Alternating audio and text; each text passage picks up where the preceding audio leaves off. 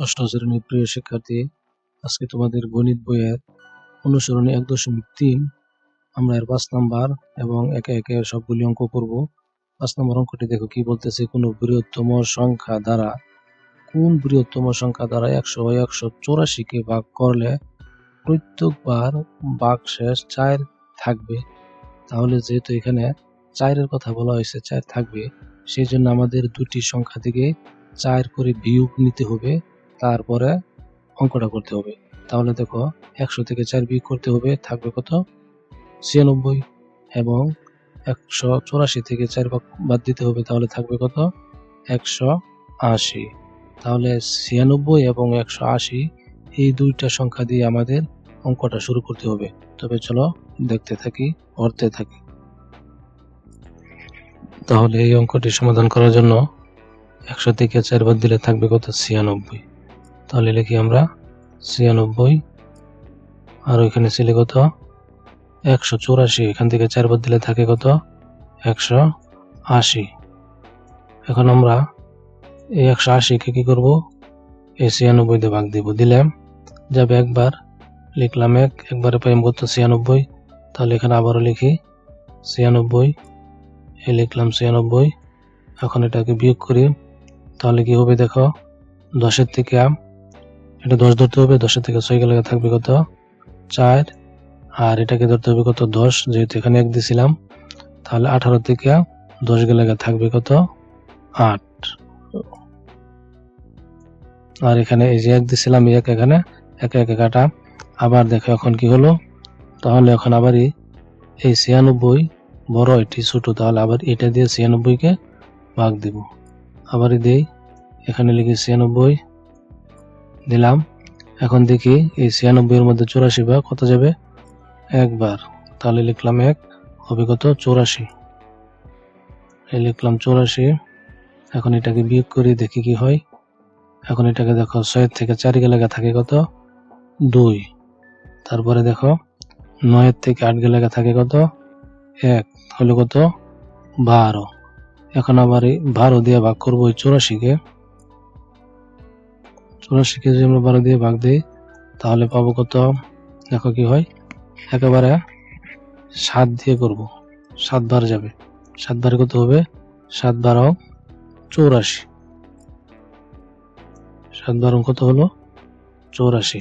তাহলে এখানে আমরা লিখবো কি, অতএব নির্ণয় সংখ্যাটি হলো কত? 12। এই দেখো, এটাকে আমরা বিয়োগ করলে হয়ে যাবে কত? 0। তাহলে আমরা লিখবো কি, অতএব নির্ণয় সংখ্যাটি হলো কত? 12। এটি হলো এই 5 নম্বরের উত্তর। এবার চলো 6 নম্বর দেখি।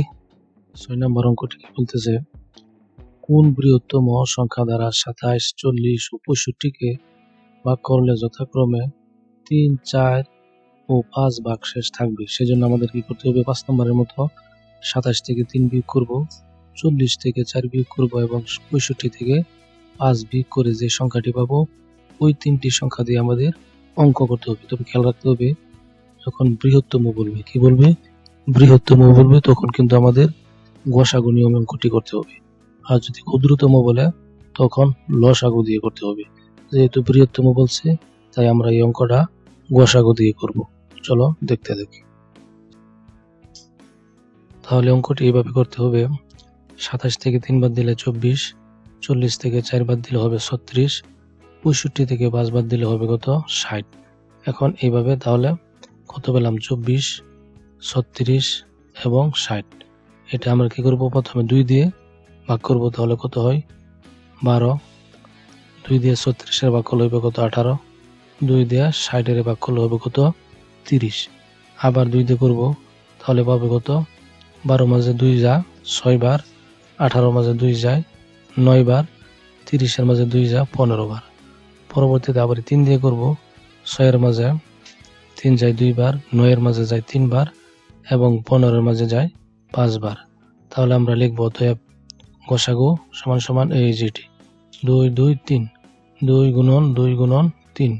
এটিকে আমরা যদি গুণ করি, 2 কে 2 2 দুগুণে 4, তারপর 4 কে আবার 3 দিয়ে যদি গুণ করি, 3 4 12। তাহলে এই 12ই হলো এই 6 নম্বর অঙ্কের উত্তর। এবার চলো 7 নম্বর দেখি।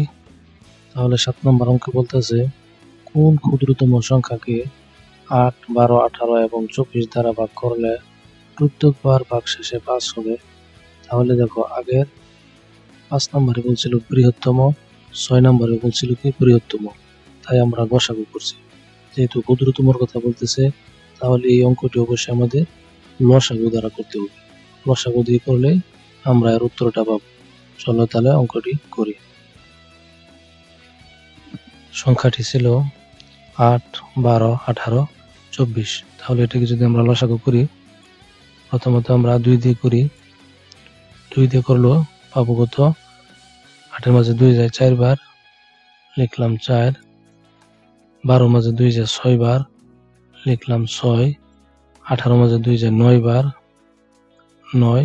এবং 24-এর মাঝে 2 যাচ্ছে 12 বার, লিখলাম 12।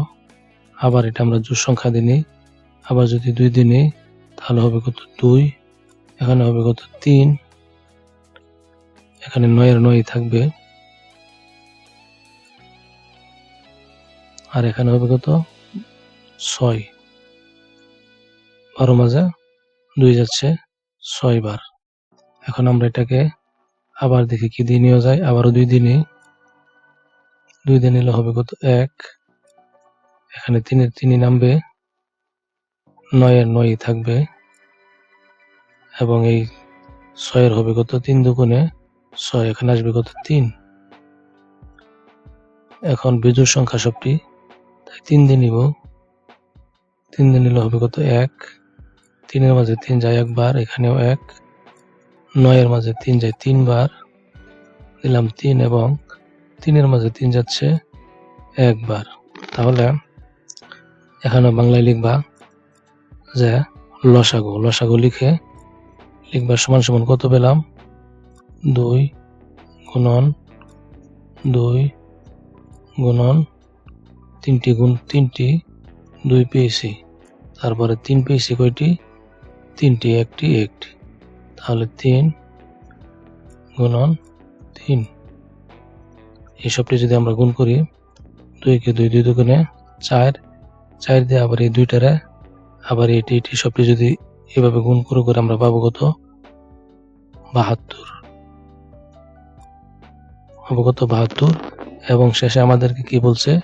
ওই 5-এর কথা বলছে। ডাকের মাঝে দেখবা এই 72-এর সাথে আমাদের 5 যোগ করতে হবে।